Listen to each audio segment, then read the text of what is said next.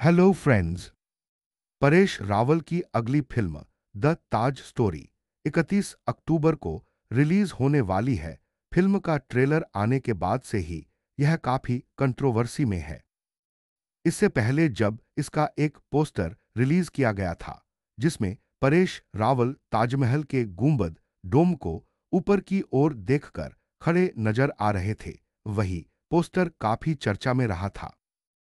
अब ट्रेलर आने के बाद से तो और भी ज्यादा सवाल उठ रहे हैं। ट्रेलर में दिखाया गया है कि कहानी का बेस एक ताजमहल के गाइड पर रखा गया है जिसे परेश रावल निभा रहे हैं। वह एक इंटरव्यू देते हैं और उसके बाद एक केस करते हैं। मामला कोर्टरूम तक पहुंचता है जहां एक बहस डिबेट दिखाई गई है। कुल मिलाकर कहानी को बहुत ही ड्रामेटिक स्टाइल में पेश किया गया है। अब देखना यह है कि मेकर्स के पास ऐसा क्या कॉन्सेप्ट था जिसने उन्हें लगा कि इस विषय पर फिल्म बनानी चाहिए, जबकि यह पहले से ही एक कंट्रोवर्शियल टॉपिक है और इसमें नुकसान का भी पूरा खतरा है। चलो कुछ तथ्यों पर बात करते हैं। वीडियो के अंत तक जरूर बने रहें। Unsubscribe to this channel. दुनिया के 7 अजूबों में शामिल ताजमहल की पहचान आज पूरी दुनिया में है। हमें हमेशा यही बताया गया है कि इसे शाहजहां ने अपनी बीवी मुमताज महल की याद में बनवाया था और इसीलिए इसे सिंबल ऑफ लव कहा जाता है। लेकिन सवाल उठता है, क्या यह वाकई प्रेम का प्रतीक है या फिर कुछ और? कुछ इतिहासकार जैसे P.N. ओक और पुरुषोत्तम नागेश ओक का मानना है कि ताजमहल शाहजहां ने नहीं बनाया था, बल्कि यह पहले से मौजूद एक शिव मंदिर था जिसे बाद में इस्लामिक लुक दिया गया। उनके अनुसार ताजमहल का असली नाम तेजो महालय था और इसके अंदर पहले तेजलिंग शिवलिंग स्थापित था। अब इस विषय पर करीब 700 से ज्यादा सबूत बताए जाते हैं। आइए क्रमवार उन प्रमुख तथ्यों को जानते हैं।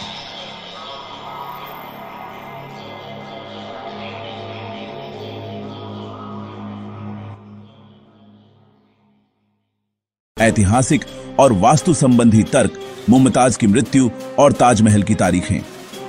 इतिहास में यह स्पष्ट नहीं मिलता कि मुमताज की मृत्यु किस वर्ष हुई और किस तारीख को उन्हें ताजमहल में दफनाया गया।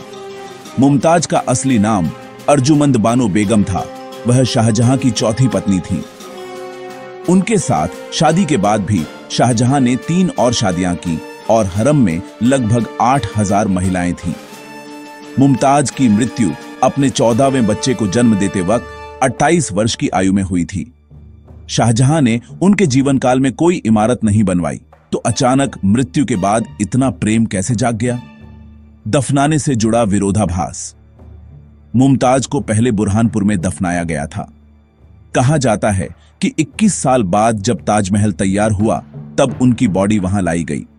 लेकिन यह प्रश्न बना रहता है कि 21 साल तक शरीर सुरक्षित कैसे रहा और इतिहास में इसका कोई जिक्र क्यों नहीं है? इतना बड़ा मकबरा बनने के बाद वहां कोई भव्य कार्यक्रम हुआ हो, इसका भी कोई रिकॉर्ड नहीं मिलता।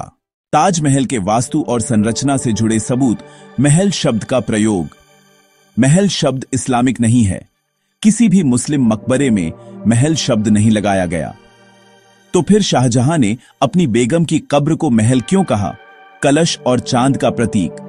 ताजमहल के गुंबद के ऊपर एक कलश और चांद बना है। यह दोनों मिलकर त्रिशूल का रूप बनाते हैं जो भगवान शिव का प्रतीक है। हिंदू मंदिरों में कलश शुभ माना जाता है, जबकि इस्लामिक इमारतों में इसका प्रयोग नहीं होता। कहा जाता है कि पहले यह सोने का कलश था जिसे अंग्रेजों ने निकलवाया। दरवाजे की कार्बन डेटिंग। अमेरिका में की गई जांच के अनुसार ताजमहल के मुख्य द्वार की लकड़ी शाहजहां के समय से 300 साल पुरानी है, यानी यह इमारत शाहजहां से पहले ही मौजूद थी। महल के भीतर का ढांचा। ताजमहल में 7 मंजिलें हैं, लेकिन पर्यटकों को केवल ऊपर की मंजिल तक ही जाने दिया जाता है। नीचे के तहखाने में आज भी मंदिर जैसी संरचना और अवशेष मिलने का दावा किया जाता है। 108 कलश और जाली डिजाइन। मुमताज की कब्र के आसपास संगमरमर की जाली पर 108 कलश उकेरे गए हैं। 108 संख्या हिंदू धर्म में अत्यंत शुभ मानी जाती है। गुंबद और कमल की आकृति। ताजमहल का गुंबद कमल के आकार का है, जो हिंदू मंदिरों की विशिष्ट पहचान होती है। इस्लामिक वास्तुकला में ऐसी आकृति का प्रयोग नहीं होता। गौशाला और संगीत कक्ष। ताजमहल परिसर में एक गौशाला और एक संगीत कक्ष है। मकबरों में न तो गाय रखी जाती है, न ही संगीत का स्थान होता है, लेकिन हिंदू मंदिरों में भजन कीर्तन और गौशाला आम बात है। 4 प्रवेश द्वार, चतुर्मुखी संरचना। ताजमहल में 4 मुख्य प्रवेश द्वार हैं, जो हिंदू मंदिरों की चतुर्मुखी अवधारणा से मेल खाते हैं। इस्लामिक इमारतों में इस प्रकार की संरचना नहीं पाई जाती। दीवारों पर हिंदू चिन्ह। ताजमहल की दीवारों पर लोटस, ओम, त्रिशूल, गणेश और नाग नागिन के चिन्ह खुदे हुए हैं, जो इस्लाम में वर्जित हैं। कुछ लोग कहते हैं कि यह मजदूरों ने बनाए होंगे, लेकिन सवाल उठता है कि शाहजहां जैसा शासक अपने मकबरे पर ऐसे प्रतीक कैसे बनने देता। इस्लामिक वास्तुकला की तुलना। अगर मुगल इतने महान शिल्पकार थे, तो अरब, ईरान या अफगानिस्तान जैसे इस्लामिक देशों में ताजमहल जैसी कोई इमारत क्यों नहीं बनी? इससे प्रतीत होता है कि यह पहले से बनी भव्य इमारत थी, जिसमें बाद में इस्लामिक बदलाव किए गए। अन्य तर्क।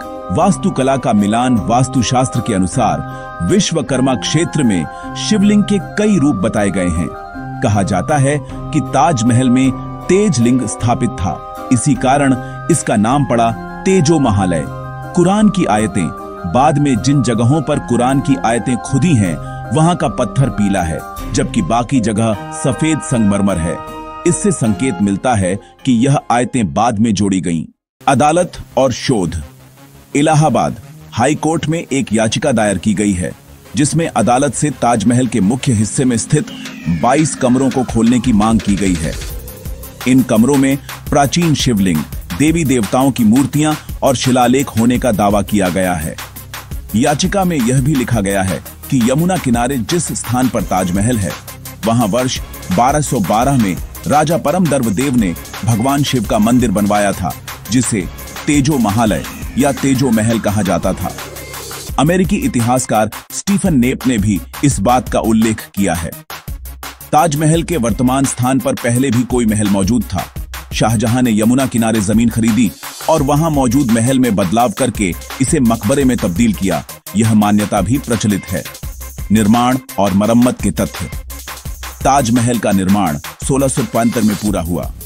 औरंगजेब ने 1652 में शाहजहां को लिखा था कि इमारत में कई जगह दरारें हैं। इससे संकेत मिलता है कि निर्माण से पहले भी कोई पुरानी संरचना मौजूद थी। हाल ही में अदालत में पिटीशन दायर की गई है, ताकि ताजमहल के बंद 22 कमरों को खोलकर जांच की जा सके। विशेषताएं जो प्राचीन स्वरूप की ओर इशारा करती हैं। मुख्य दीवारों पर कमल, त्रिशूल, नारियल और आम के पेड़ की पत्तियों जैसी हिंदू वास्तुकला की आकृतियां हैं। गुंबद के शिखर पर नारियल, कमल और कलश की रूपरेखा दिखाई देती है। निष्कर्ष। इतिहासकार पुरुषोत्तम नागेश ओक और पी एन ओक जैसे विद्वानों के अनुसार ताजमहल संभवतः पहले से मौजूद तेजो महालय शिव मंदिर था, जिसे बाद में शाहजहां ने अपने उपयोग के लिए बदला और कब्र के रूप में प्रचारित कर दिया। अब यह सच है या मिथक, यह तभी स्पष्ट हो सकता है जब सरकार ताजमहल के तहखाने में वैज्ञानिक रिसर्च की अनुमति दे। तो दोस्तों, क्या ताजमहल वाकई प्रेम का प्रतीक है या फिर एक मंदिर का परिवर्तित रूप? आपको क्या लगता है, क्या ताजमहल पहले शिव मंदिर था या नहीं? अपने विचार कमेंट में जरूर बताइए। जय हिंद।